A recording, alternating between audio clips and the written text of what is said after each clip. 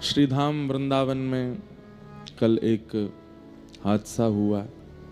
कुछ वैष्णवजन लुधियाना से गए थे, श्री यमुना जी का नौका विहार कर रहे थे, लेकिन किसी कारणवश वो नौका डूबी और कई सारे वैष्णव भक्त वृंद श्री यमुना जी की गोद में विराजमान हो गए। हम आप सब लोग ठाकुर जी से यहीं बैठ कर के कथा में प्रार्थना करते हैं कि वे समस्त वैष्णव भक्त वृंद जो श्रीधाम वृंदावन में श्री यमुना जी में विलीन हुए हैं, उन सबको श्री जी अपने चरणों में निवास प्रदान करें। और ठाकुर जी से प्रार्थना कि पुनः ऐसी कोई हृदय विदारक घटना वृंदावन में ना हो, ऐसी ठाकुर जी कृपा करें।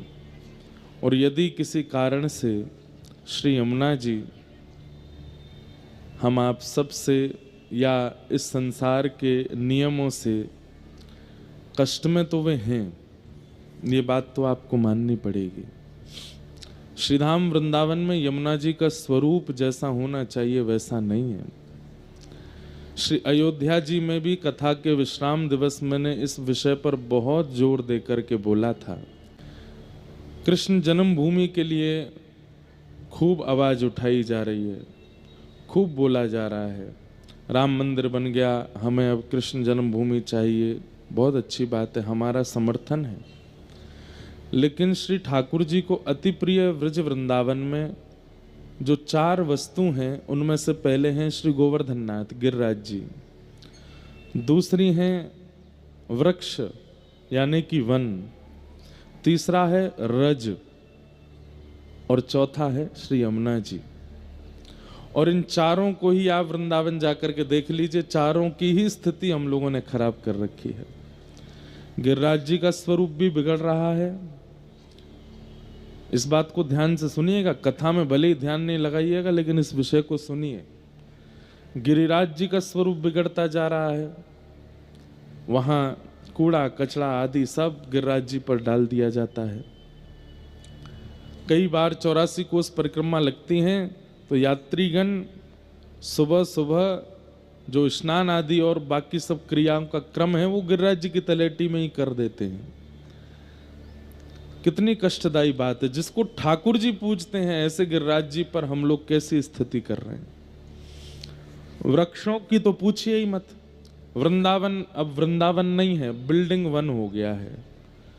वृंदा यानी तुलसी का वन, वृंदा यानी श्री कृष्ण के प्रेमी भक्तों का वन। अब तुलसी वन की जगह, भक्त वृंद की जगह पर्यटन वन हो गया है, बिल्डिंग वन हो गया है वृंदावन, हाईटेक वन हो गया है वृंदावन। वृंदावन में वन नहीं बचे। गिरिराज जी की स्थिति हमने खराब कर दी। रज भी अब सब जगह से लगभग समाप्त होती जा रही हैं, विश्राम होती जा रही हैं। सब जगह पक्के पक्के सब रोड आदि सब बनाए दिए जा रहे हैं। और श्री यमुना जी में तो आचमन ही नहीं कर सकते आप। यदि आपने आचमन किया तो आपको घनघोर पीलिया की बीमारी हो जाएगी या कोई और रोग लग जाएगा। क्यों? यमुना जी है ही नहीं, यमुना जी है ही नहीं। यमुना नगर आपके हरियाणा के बाद यमुना जी का स्वरूप नहीं है। फिर हम लोग सब लोग जो व्रजवासी हैं, ये दिल्ली के लोगों का चरणामृत पी रहे हैं वृंदावन में। यमुना जी नहीं है वहां पर।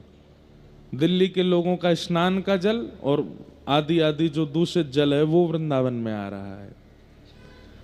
यमुना जी का स्वरूप हमने वहां से बिल्कुल अंतर ध्यान कर दिया है। हम ज्यादा कथा के अलावा कोई और बात करते नहीं कथा में, लेकिन अब लगता है कि युवा इतने सुनते हैं, इतनी हमारी बात मानते हैं, हमारी कथा का पालन करते हैं, तो इस बात का पालन करें। हम सब मिलकर के ठाकुर जी से नहीं, अब सरकार से प्रार्थना करें कि वृंदावन में यमुना जी लाइए।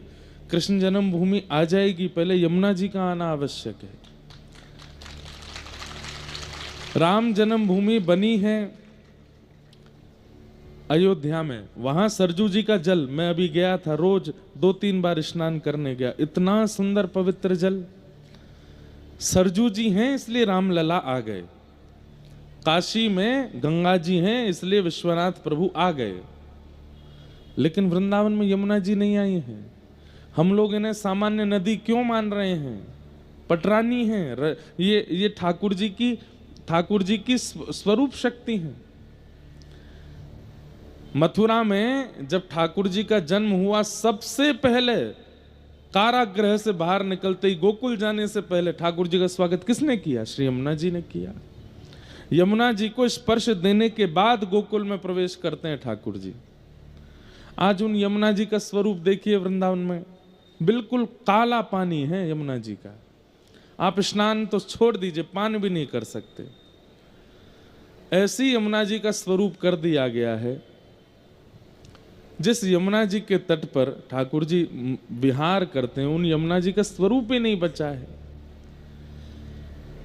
हम ये नहीं कह रहे हैं कि यमुना जी क्रोध में आकर के ऐसा कर रही हैं, पर कहीं ना कहीं वो पीड़ा में तो हैं। और कब से हैं?